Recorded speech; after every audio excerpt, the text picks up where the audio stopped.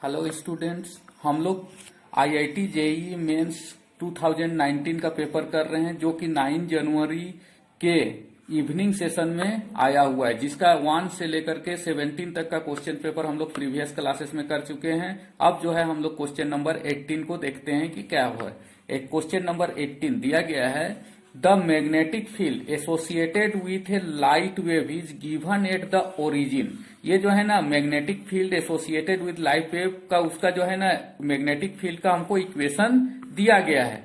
Magnetic field का light wave का वो एक इक्वेशन है, B equal to B naught bracket में sine 3.14 into 10 to the power 7 CT plus sine 6.28 into 10 to the power 7 CT। ये जो है एक वेव का इलेक्ट्रोमैग्नेटिक वेव दिया गया है, मैग्नेटिक फील्ड दिया गया है। ये जो वेव है ये दो गो वेव को मिल करके बनाया गया है। दोनों का जो फ्रीक्वेंसी है वो अलग अलग है। देखिए यहाँ पर 3.14 into 10 to the power 7 CT है और यहाँ पर 6.28 into 10 to the power 7 CT है। तो यानी कि दो गो मैग्नेटिक फील्ड का सम करके एक मैग्नेटिक फील्ड क्या बनाया गया है एक लाइट वेव का।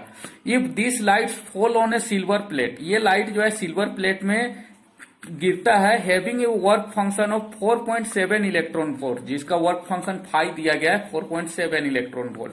What will be the maximum kinetic energy of the photon electrons. हमको निकालना है इस वेव का जो मैक्सिमम काइनेटिक एनर्जी है फोटोन्स का, उसको हमको निकालना है। हमको पता है कि ये जो वेव है ये दो गो वेव से मिलकर के बना गया, जिसमें पहला का इक्वेशन है B naught sine 3.14 into 10 to the power 7 CT और दूसरा का जो इक्वेशन है यही है B naught sine 6.28 into 10 to the power 7 CT।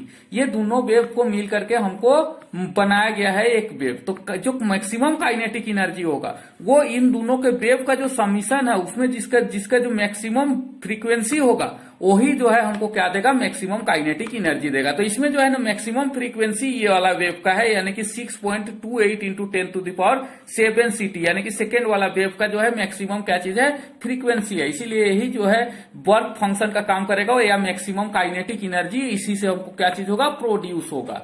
तो हम लोग को जो है ना, हम लोग पहले इसका स्टैंडर्ड इक्वेशन देखते हैं। Standard equation of light wave, standard equation क्या होता है? स्टैंडर्ड इक्वेशन होता है B इक्वल टू होता है B naught sine omega T plus phi. यहाँ पर ही फाई नहीं है, ये फाई क्या चीज है, फेज डिफरेंस है, लेकिन यहाँ पर ही क्या चीज है, B naught sine omega T तक ही है। ये फाई वाला टर्म क्या चीज है, यहाँ पर ही नहीं है। तो देखिए यहाँ पर ही जो ओमेगा टी है, ओमेगा टी यहाँ पर ही दो गो है, तो दो गो का वैल्यू यानी कि फर्स्ट वेव का जो ओमेगा है वो 3.14 इंटू 10 टू द पावर 7 है और दूसरा का जो है 6.28 इंटू 10 टू द पावर 7 है। तो जिसका ओमेगा ज्यादा होगा वही क्या चीज देगा, हमको जो है ज्यादा काइनेटिक एनर्जी देगा। तो हम लोग निकालते हैं ओमेगा 1 फर्स्ट केस के लिए। तो ओमेगा 1 कितना है, 3.14 into 10 to the power 7 C। और दूसरा केस में कितना है, तो ये किसके बराबर होता है, 2 पाई f के बराबर होता है। तो इसका जो फ्रीक्वेंसी है वो कितना है, इसको जो है ना 3.14 को हम लोग पाई लिख सकते हैं, pi into 10 to the power 7 C equal to कितना होगा, 2 पाई f। तो यहां से क्या चीज हो गया, पाई इक्वल टू कट गया, यानी कि 2f इक्वल टू किसके बराबर होगा, 2f equal to 10 to the power 7 C के बराबर हो गया। लेकिन अब ओमेगा 2 के केस में क्या चीज होता है, ओमेगा 2 जो है वो दूसरा वाला कितना है, 6.28 इंटू 10 टू द पावर 7 है। कितना है, 6.28 into 10 to the power 7 C। ये भी किसके बराबर होगा, 2 पाई f2 के बराबर होगा। ये f1 मान लेते हैं, तो ये किसके बराबर होगा, ये जो 6.28 है ये किसके बराबर होगा, 2 पाई के बराबर होगा। 3.14 इक्वल टू पाई होता है into 10 to the power 7 C equal to कितना होगा, 2 पाई f2। तो यहां पर इसे जो है ये पाई और ये 2 पाई क्या चीज हो गया, कट गया। तो इसमें जो ओमेगा 2 है, ओमेगा 2 इक्वल टू कितना है, 2 टाइम्स किसके है, ओमेगा 1 के है। तो ओमेगा 2 जो है ये ज्यादा फ्रीक्वेंसी वाला है, इसीलिए जो है ओमेगा 2 से जो है हमको क्या मिलेगा, मैक्सिमम काइनेटिक एनर्जी मिलेगा। तो F इक्वल टू किसके बराबर होगा, F इक्वल टू मेरा जो F पहला वाला जो F है वो किसके बराबर होगा, पहला वाला F1 किसके बराबर होगा, C/2 के, और दूसरा वाला जो F2 होगा वो किसके बराबर होगा, केवल C into 10 to the power 7 के बराबर होगा। C2 into 10 to the power 7 के इक्वल होगा। तो हायर फ्रीक्वेंसी से क्या चीज मिलेगा, हमको मैक्सिमम वेव मिलेगा। तो अब हम लोग जानते हैं कि एच नू है ना, ई इक्वल टू क्या चीज होता है, फाइव प्लस काइनेटिक एनर्जी। तो अब जो है हम फाई का वैल्यू रखेंगे तो ई इक्वल टू क्या चीज होता है, एच नू होता है। तो एच नू का हम लोग वैल्यू रखेंगे तो एच नू का कितना वैल्यू होता है, इक्वल टू काइनेटिक एनर्जी, और इसका जो वैल्यू आएगा हम लोग को कितना आएगा, ई 6 पॉइंट, ये दिया गया है वर्क फंक्शन दिया गया है 6.6, सॉरी 6.6, ये जो है एच का वैल्यू है into 10 to the power minus 34, ये 10 टू दी का वैल्यू है। और ये जो काइनेटिक एनर्जी है अभी आया मेरा कितना आया, जो मैक्सिमम फ्रीक्वेंसी है वो किसके बराबर होगा, 10 टू दी पावर 7 इंटू सी के बराबर होगा, क्योंकि ये मैक्सिमम वाला देगा है ना। तो मैक्सिमम वाला यानी कि F2 वाला C into 10 to the power 7, तो ये वाला फ्रीक्वेंसी को हमको क्या करना होगा, लेना होगा। तो H इंटू नू के जगह ये फ्रीक्वेंसी लेंगे। तो इसको जब हम लोग कैलकुलेशन करेंगे 6.6 into 10 to the power minus 34 into 10 to the power 7 into C का वैल्यू हमको पता है 3 इंटू 10 टू दी पावर 8। तो इसका जब हम लोग कैलकुलेशन करेंगे तो ये किसके बराबर हो जाएगा, ये जो होगा हमको देगा 6.6 into 10 to the power minus 19 joule, ये इसके बराबर होगा। 7 और 8 कितना हो जाएगा, 16 में इसको घटा देंगे तो ये कितना बच जाएगा, ये 19 बच जाएगा। तो ये जो है इसके बराबर होगा। अब जो है, और यहां पर कितना है, यहां पर एक 3 भी है, 3 into 6.6 into 10 to the power 19 आ जाएगा, जो हम पूरा इसके बराबर होगा। अब जब हम इसको इलेक्ट्रॉन वोल्ट में बदलेंगे तो क्या चीज हो जाएगा, 1.3 into 6.6 into 10 to the power minus 19 joule को हम लोग क्या चीज करेंगे, इलेक्ट्रॉन वोल्ट में बदलने के लिए हम लोग क्या करते हैं, 1.6 into 10 to the power minus 19 से क्या कर देते हैं, डिवाइड कर देते हैं। तो अब जो है हम लोग इसको जब डिवाइड कर देंगे तो ये क्या चीज में आ जाएगा, इलेक्ट्रॉन वोल्ट में आ जाएगा। तो ये 19 कट गया, और उसके बाद में मेरा कितना आ गया, 12.375 इलेक्ट्रॉन वोल्ट आ गया। लेकिन हमको यहां पर क्या दिया गया है, फाई दिया गया है, फाई यानी कि वर्क फंक्शन दिया गया है। वर्क फंक्शन कितना है, 4.7 इलेक्ट्रॉन वोल्ट। तो यहां पर जो काइनेटिक एनर्जी मैक्सिमम होगा, काइनेटिक एनर्जी इक्वल टू क्या चीज हो जाएगा, 12.375 में से हम क्या करेंगे, इसका जो वर्क फंक्शन है उसको घटा देंगे, 4.7 को हम लोग क्या कर देंगे, घटा देंगे। तो इक्वल टू आ जाएगा मेरा 675 इलेक्ट्रॉन वोल्ट के आसपास ये आ जाएगा, आंसर आएगा। लेकिन यहां पर जो है हमको वो दिया गया नहीं है, इसीलिए जो मेरा वैल्यू जा रहा है ये अप्रोक्सीमेट वैल्यू किसके पास में जा रहा है, 7.7 के आसपास में जा रहा है। यानी कि इसका वैल्यू कितना आ जाएगा, 7 किसका कितना आ जाएगा, 7.72 के पास में जाएगा। तो यहां पर ही जो है इसका ऑप्शन 1 जो है 7.72 इसका करेक्ट आंसर होगा। Next question, question number 19, charge is distributed within a sphere of radius R. एक रेडियस है जिसका आर ये है, रेडियस है एक स्फीयर का, और उसमें चारों तरफ क्या चीज है, चार्ज जो है समान रूप से यूनिफॉर्मली क्या चीज है, डिस्ट्रीब्यूटेड है with A volume charge density, जो कि वॉल्यूम चार्ज डेंसिटी दिया गया है रो इक्वल टू, मतलब रो का मतलब होता है charge per unit volume. Volume charge density दिया गया है A/r² एप्सिलॉन नॉट के पावर -2r/a। ये जो है मेरा क्या चीज दिया गया है, चार्ज डेंसिटी दिया गया है। Where A and A, capital A and small a, दोनों का दोनों ये क्या चीज है, कांस्टेंट है। If Q is total charge of this distribution, और टोटल चार्ज इसमें कितना है, टोटल चार्ज, टोटल पूरा ये में कितना चार्ज है, क्यू चार्ज है। तो द रेडियस इज, तो हमको ये रेडियस आर का वैल्यू क्या करना है, निकालना है। तो रेडियस आर का वैल्यू निकालने के लिए हम लोग जानते हैं क्यू इक्वल टू क्या चीज होता है, इंटीग्रेशन ऑफ क्या चीज होगा, रो डीवी। ये डीवी मतलब पूरा वॉल्यूम पे क्या चीज है, ये इसका इंटीग्रेटेड कर देंगे। तो हमको पता है कि ये इसका जो इंटीग्रेशन है ये कहां से कहां तक जाएगा, 0 टू r तक। देखो रो हमको चार्ज डेंसिटी दिया गया है, रो इक्वल टू यहां पर दिया गया है, रो कितना है,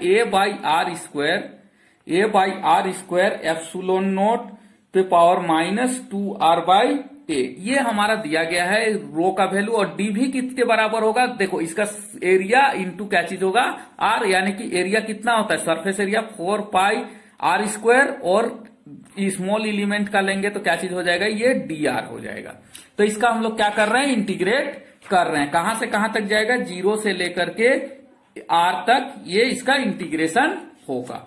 तो अब हम लोग इसको इंटीग्रेट करते हैं। तो यहां पर इसे हम लोग जो है ना Q इक्वल टू 4 पाई और ए को हम लोग क्या कर रहे हैं, बाहर निकाल ले रहे हैं। ये ए, ये 4 पाई को हम लोग निकाल ले रहे हैं और उसके बाद में ये आर स्क्वायर से ये आर स्क्वायर क्या हो जाएगा, कट जाएगा।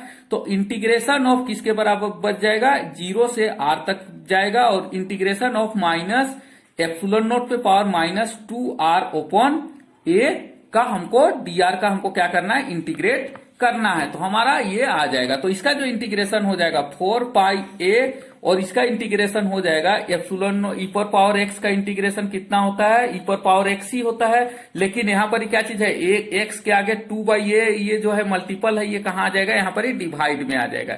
यानी कि एप्सिलॉन नॉट पे पावर कितना हो जाएगा, माइनस 2r अपॉन ए आ जाएगा, 2r अपॉन ए बाई यहाँ पर जो है माइनस 2 बाई ए भी नीचे में आ जाएगा इंटीग्रेट होकर के।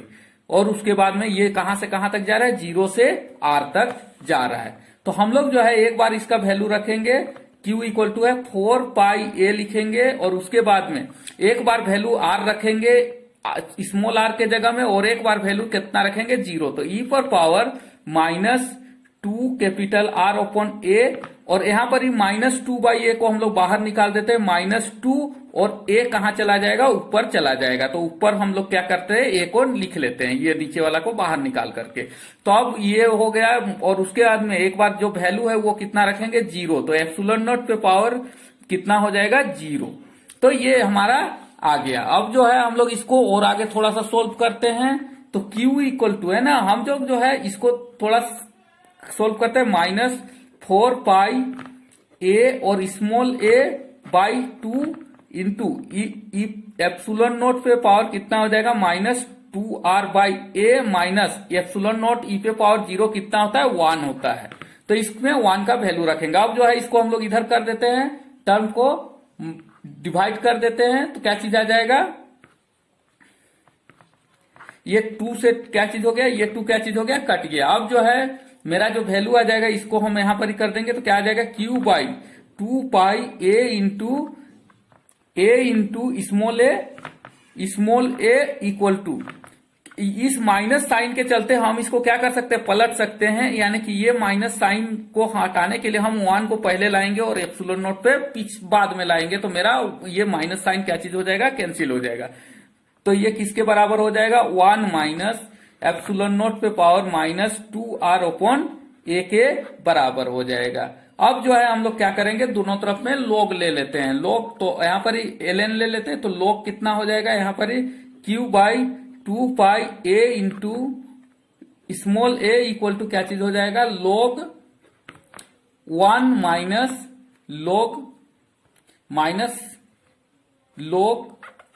log और एप्सिलॉन नोट क्या चीज हो जाएगा, कट जाएगा। तो केवल मेरा पास में यहाँ पर ही क्या बच जाएगा, यहाँ पर ही माइनस बच जाएगा 2r अपॉन ए। और यहाँ पर इसे जो है हम r का वैल्यू इजीली क्या कर सकते हैं, कैलकुलेट कर सकते हैं। यहाँ पर इसे r इक्वल टू मेरा आएगा, r इक्वल टू आएगा a upon 2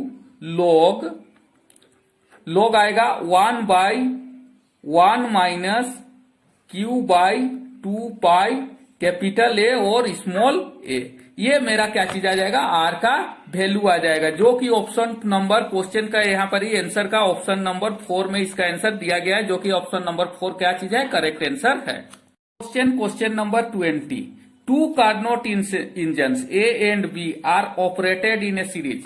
2 Carnot engines A और बी को क्या चीज किया जा रहा है, सीरीज में ऑपरेट किया जाता है। The first one is receive that heat at T1 equal to 600 kelvin. पहला वाला जो हीट है वो कितना दे रहा है, 600 केल्विन रिसीव कर रहा है। And reject the reservoir temperature T2। ये T2 को ये कर रहा है, T2 को क्या कर रहा है, ये हीट जो है ये रिजेक्ट कर रहा है। देन सेकेंड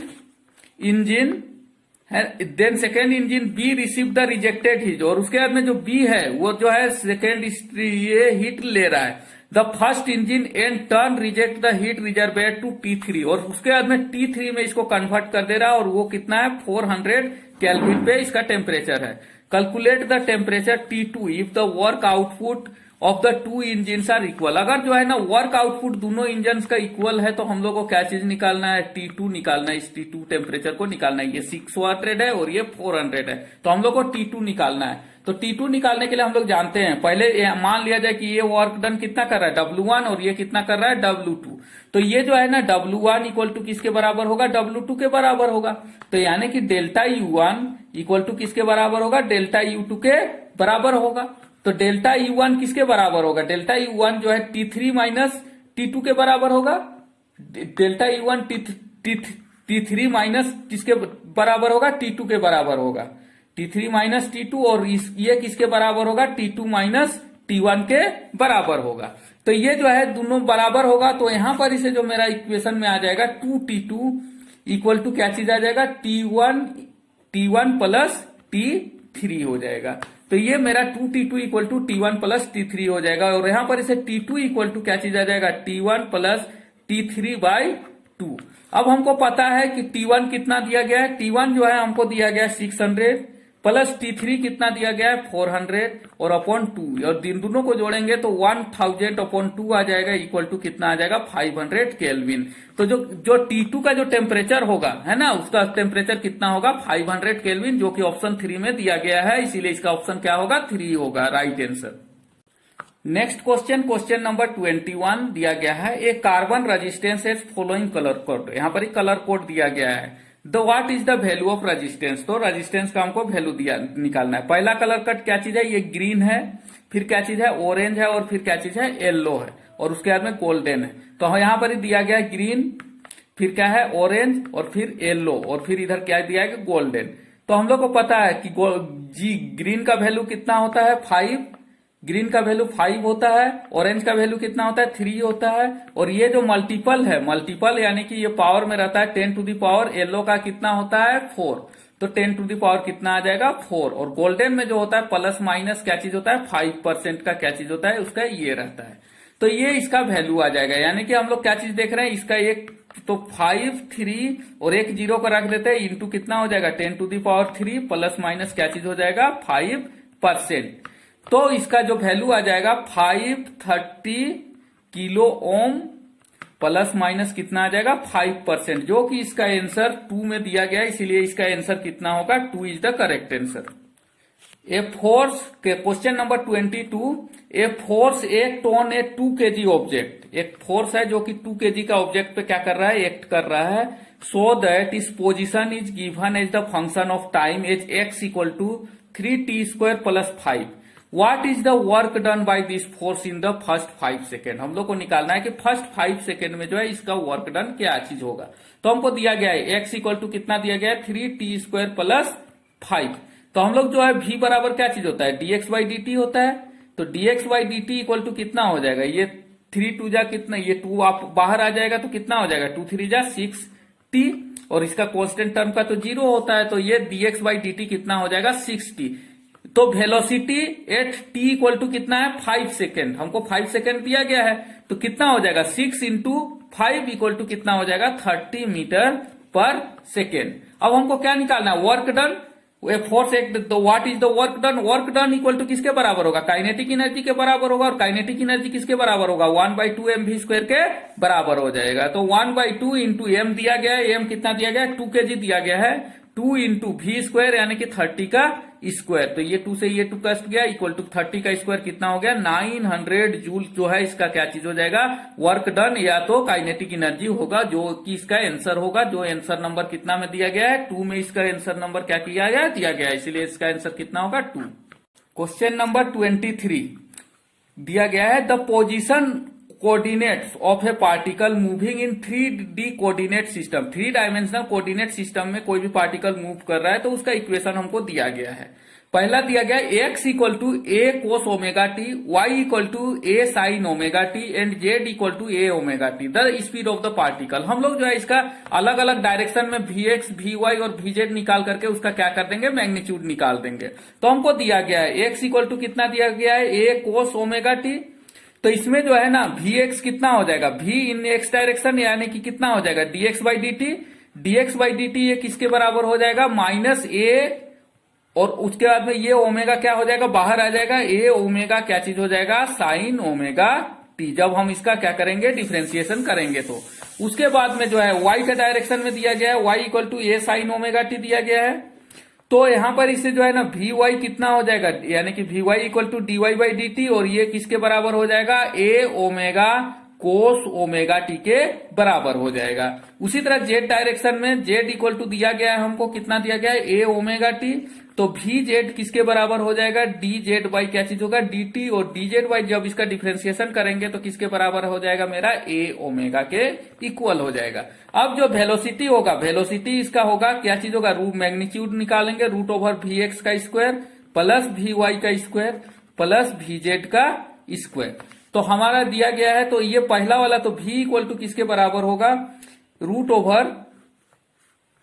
ओवर हो जाएगा वी एक्स का, वी एक्स किसके बराबर होगा, a omega sine omega T, यानी कि क्या होगा, a square omega square sine square omega T plus को ये वी वाई किसके बराबर होगा, a square omega square cos square omega T plus Z किसके बराबर हो जाएगा, ए स्क्वायर ओमेगा स्क्वायर।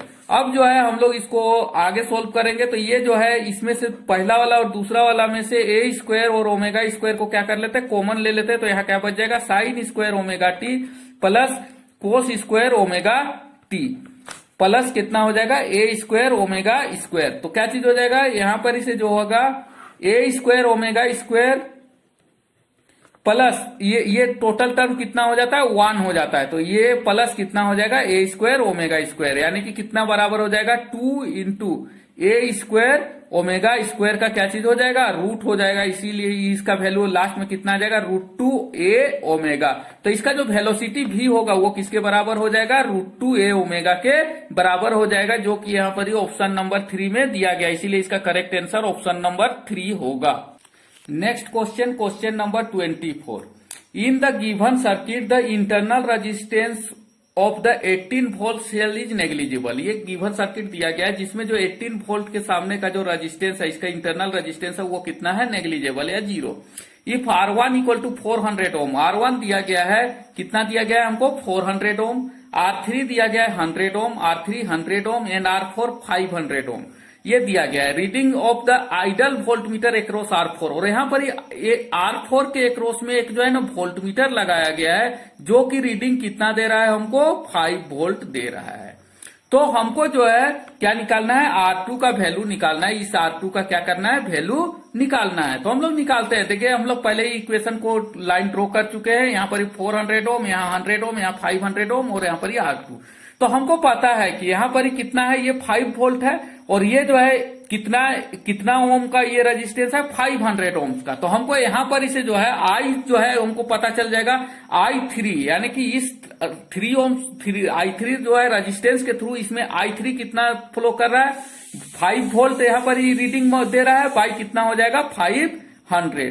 तो ये वैल्यू किसके बराबर आ जाएगा, 0.01 एम्पियर के बराबर आ जाएगा। ये जो है इतना एम्पियर मेरा इस जगह से करंट फ्लो कर रहा है। तो यही करंट जो है यहां पर इसे भी 2 नंबर रेजिस्टेंस से भी फ्लो करेगा, और इसी करंट के चलते इस जगह पे वोल्टेज ड्रॉप होगा। तो इस जगह पे वोल्टेज ड्रॉप कितना होगा, यानी कि 0.01 इंटू 100 ओम। तो यहां पर इसे जो वोल्टेज ड्रॉप यानी कि V2 होगा, V2 मेरा किसके बराबर हो जाएगा, यहाँ पर 100 ओम का रेजिस्टेंस है, और कितना करंट फ्लो कर रहा है, 0.01, यानी कि 0.01 इक्वल टू किसके बराबर हो जाएगा, 1 वोल्ट के बराबर हो जाएगा। उसी तरह अब हम जान रहे हैं ये जो V3 है और ये जो V2 है ना, ये V3 V2 ये दोनों मिल करके यहाँ पर ही जो है, यहाँ पर ही जो दोनों पॉइंट का जो वोल्टेज रहता है वो बराबर रहता है। यानी कि V2 प्लस V3 बराबर हम लोग क्या लिख सकते हैं, V2 भी लिख सकते हैं ना। ये V2 जो होगा ये ये जो है ना यहाँ पर V4 होगा। तो V4 plus V3 equal to किसके बराबर होगा, ये V2 के बराबर होगा।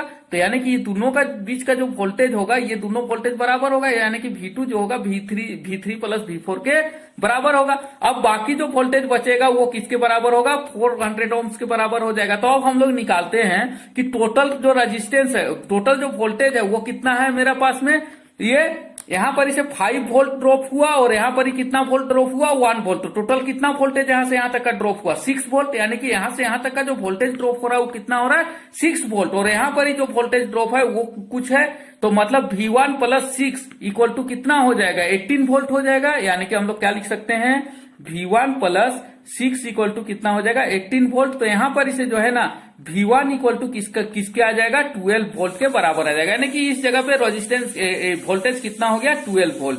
तो यहाँ पर ही जो है ना I1 कितना हो जाएगा, I1 करंट इक्वल टू कितना हो जाएगा 12/400 इक्वल टू किसके बराबर हो जाएगा 12/400 इक्वल टू किसके बराबर होगा 0.03 एम्पियर। अब देखिए यहाँ पर ही जो है ना 0.03 एम्पियर क्या चीज कर रहा है करंट फ्लो कर रहा है, और इधर जो है केवल करंट कितना जा रहा है 0.01 एम्पियर जा रहा है, और इधर कितना हो रहा है फ्लो कर रहा है 0.03 कर रहा है। तो बाकी जो करंट है वो इस डायरेक्शन में जाएगा, तो यानी कि इस डायरेक्शन में कितना जाएगा 0.02 एम्पियर करंट क्या चीज होगा इस डायरेक्शन में जाएगा। तो ये जो 0.02 है वो जो है इसके पे क्या चीज कर रहा है, और इस दोनों के बीच का वोल्टेज कितना है 6 वोल्ट है। तो यहाँ पर का रेजिस्टेंस कितना हो जाएगा, तो यानी कि I2 मेरा जो करंट फ्लो करेगा कितना करेगा 0.03 माइनस 0.01 इक्वल टू 0.02 एम्पियर, ये इस डायरेक्शन में फ्लो करेगा। और ये इसका वोल्टेज कितना है V इक्वल टू कितना है 6 वोल्ट। तो और I ये है तो क्या रेजिस्टेंस की इक्वल टू कितना हो जाएगा 0.02 एम्पियर इंटू कितना हो जाएगा 6 वोल्ट इक्वल टू किसके बराबर हो जाएगा, सॉरी ये R बराबर होगा, सॉरी R बराबर क्या चीज होता है 6 वोल्ट बाई कितना हो जाएगा एम्पियर है ना, यानी कि V/I होता है यानी कि 0.02 एम्पियर। तो यहाँ पर इसे जो R का जो वैल्यू आ जाएगा वो यहाँ पर इसे इस पॉइंट को हटाएंगे तो यहाँ 2 0 आ जाएगा, और 2 कितना बार में जाएगा 2 3 जाए, यानी कि ये जो R का वैल्यू आ जाएगा वो कितना आ जाएगा 300 ओम जो है इसका करेक्ट आंसर आएगा। और जो कि यहाँ पर ऑप्शन नंबर 1 में क्या किया हुआ है दिया हुआ है, इसलिए इसका करेक्ट आंसर क्या हो जाएगा option 1। A mass 20 question number 25 a mass of 10 kg is suspended vertically by a rope. एक 10 kg का मास को वर्टिकली रोप से सस्पेंडेड किया जाता है फ्रॉम द रूफ से छत से। When A horizontal force is applied on the rope, जब जो है उस रस्सी पे एक हॉरिजेंटल फोर्स अप्लाइड किया जाता है, it deviated an angle of 45 degree, ये जो है 45 डिग्री एंगल डेविएटेड कर जाता है एट द रूफ पॉइंट से। If the suspended mass is in equilibrium, जो मास है वो कैसा है इक्विलिब्रियम में, then the magnitude of the applied force is, तो हम लोग को मैग्नीट्यूड ऑफ अप्लाइड फोर्स क्या करना है निकालना है। तो मान लिया जाए कि ये वाला ये हम फिगर बना करके रखे, मान लिया जाए ये रूप से जो है ये स्प्रिंग सीधा लटक रहा था, अब इसमें जो है एक फोर्स क्या किया गया है अप्लाइड किया गया है तो इस डायरेक्शन में, तो इसके चलते ये एंगल कितना बना रहा है इसके साथ में थीटा एंगल क्या कर रहा है बना रहा है। तो ये थीटा इक्वल टू दिया गया है, ये कितना दिया गया है 45 डिग्री, तो वही एंगल क्या चीज होगा यहाँ पर भी आ जाएगा, क्योंकि ये और ये लाइन क्या है पैरेलल है, पैरेलल लाइन के बाद में क्या चीज रहता है एंगल इक्वल रहता है।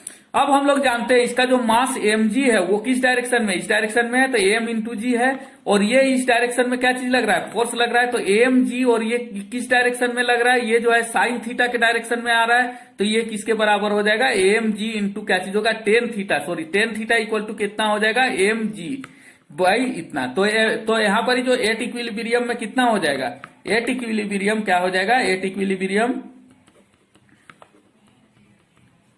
टेन थीटा इक्वल टू कितना हो जाएगा, ये फोर्स और ये क्या चीज हो जाएगा टेन थीटा में क्या चीज हो जाएगा एक दूसरे को बैलेंस करेगा, यानी कि 100 बाई कितना हो जाएगा एफ हो जाएगा। तो यानी कि ये 100 एम इंटू जी कितना के बराबर है 100 के बराबर, तो थीटा इक्वल टू दिया गया 45, टेन थीटा का वैल्यू कितना है 1 इक्वल टू 100 बाई एफ, इसीलिए एफ इक्वल टू किसके बराबर आ जाएगा 100 न्यूटन के बराबर आ जाएगा। तो इसका जो फोर्स लगाया गया है इसको 45 डिग्री इधर करने के लिए, यहाँ पर ये एंगल बनाने के लिए कितना फोर्स का हमको जरूरत पड़ेगा 100 न्यूटन फोर्स का जरूरत पड़ेगा, जो कि यहाँ पर ऑप्शन नंबर 2 में दिया गया, जो कि इसका करेक्ट आंसर होगा।